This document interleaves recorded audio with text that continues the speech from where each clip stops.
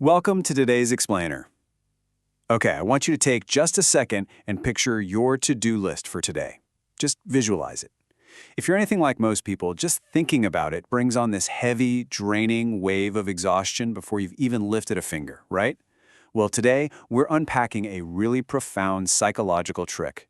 It's a one-word mindset shift that's going to completely change how you interact with your daily obligations and transform that heavy exhaustion into genuine, real energy. Let's get into it. So why do daily tasks feel like traps? Honestly, it's a completely universal feeling. We wake up, we look at our schedules, and we instantly feel burdened. We feel boxed in by our responsibilities, literally trapped by the sheer volume of things we're expected to do. And when we perceive our days this way, it genuinely feels like we're losing our freedom. And, well, when human beings feel like their freedom is being taken away, what happens? We resist, we procrastinate, we retreat into laziness. But here's the thing. It's not because we're actually lazy people. It's because our brains are naturally just trying to protect us from feeling overwhelmed and trapped by our own lives. Listen to these phrases and just notice the sheer exhaustion built right into them. I have to go to work. I have to clean. I have to study. Do you notice how incredibly heavy those words feel? Every single time you say the words, I have to, your brain actually registers a threat. It internalizes the message that you're being forced against your will. It creates this immediate friction where absolutely everything feels like a miserable, non-negotiable demand. No wonder you feel drained. Your brain is reacting to these specific I have to phrases as if you're being coerced, making even the simplest little task feel like an absolute mountain to climb. Okay, let's dive into this. What if I told you that changing just one single word in your daily vocabulary could instantly trick your brain into feeling motivated? I know. It sounds like some cheap motivational quote you'd see pasted over a sunset on social media, but I promise you, it's not. What we're talking about here is pure behavioral psychology. Our emotional state is entirely dictated by the language we use to frame our reality. If we change the linguistic framework, we completely bypass that threat response in the brain. We stop triggering that awful feeling of being forced, and we suddenly open the door to voluntary action. So here is the big shift. Instead of saying, I have to, start saying, I get to. Just let that settle for a second. I have to versus I get to. I have to carries the heavy burden, the stress, the absolute daily grind of existence. But I get to? That brings an instant lightness. It shifts the entire dynamic from an obligation to an opportunity. It's a one-word swap that literally rewires how your nervous system processes your upcoming day. It's a total game changer. To really grasp how powerful this is, let's apply it to the places we feel the most resistance. First up, application number 1, managing our daily office tasks. We all know these common office frictions, right? Answering those endless emails that somehow seem to multiply the second you clear your inbox. Attending mandatory meetings that completely pull you away from your actual deep work. Writing and submitting reports on insanely tight deadlines. Every single one of these tasks is usually preceded by the words, I have to.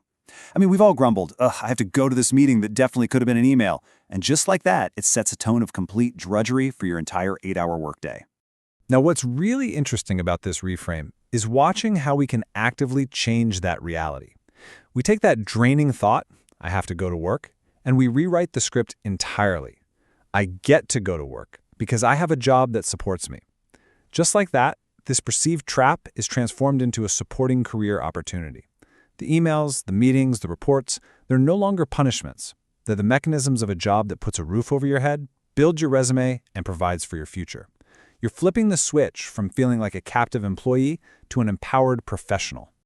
Now, let's move smoothly into our second major focus area, handling routine household chores. Because, let's face it, if the office drains our professional autonomy, the home drains our personal energy through this endless, mundane cycle of daily maintenance. And this brilliantly illustrates the shift perfectly.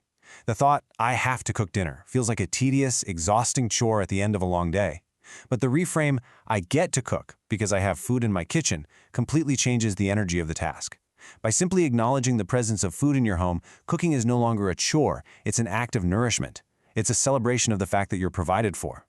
The physical act of chopping vegetables hasn't changed at all, but your psychological experience of it is night and day.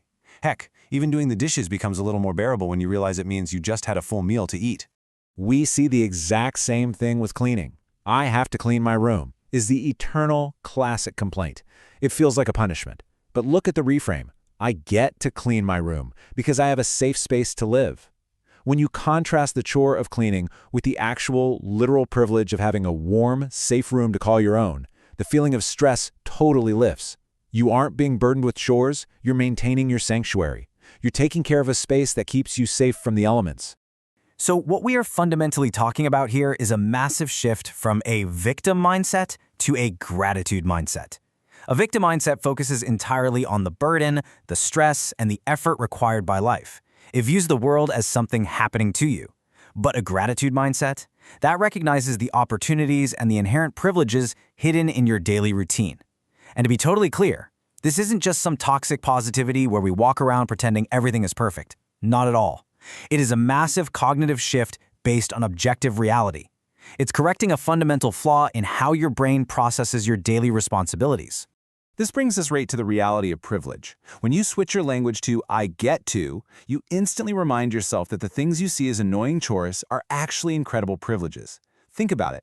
Having the physical health to exercise, having the money in your bank account to go buy groceries, having the opportunity and the access to study and build a career. You have to ground yourself in this reality. There are literally millions of people across the globe who actively wish they had the very things we complain about doing every single day. Let's move to and see how this builds into something really practical. Understanding the psychology is great, but actually applying it is where your life changes. So I want to introduce the Daily Reframing Challenge. It's a simple, everyday mechanism to short-circuit your brain's threat response the very second it happens. Here is the clear step-by-step procedure. Step 1. Catch yourself feeling lazy or resistant. The very next time you feel that heavy, I have to do this feeling, hit pause. Step 2. Take a deep breath. This actually physically calms your nervous system down. Step 3. Rewrite the sentence in your head. Swap out the have to for I get to. I promise you, if you actually do this, you're going to watch how incredibly fast your resistance just melts away. Your energy changes instantly because you are no longer a victim to your own tasks.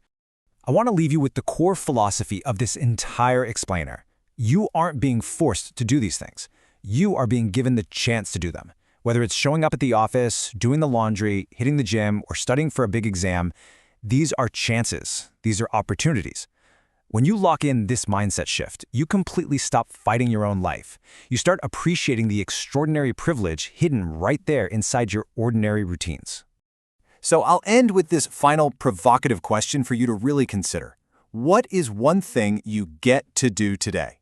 Seriously, take a mental look at your schedule right now. Find that one task you were totally dreading, flip the script, and tell me what it is. I highly encourage you to drop your answer in the comments below. Let's actively change the narrative together and step out of the trap of have to. Thank you so much for joining me for this explainer.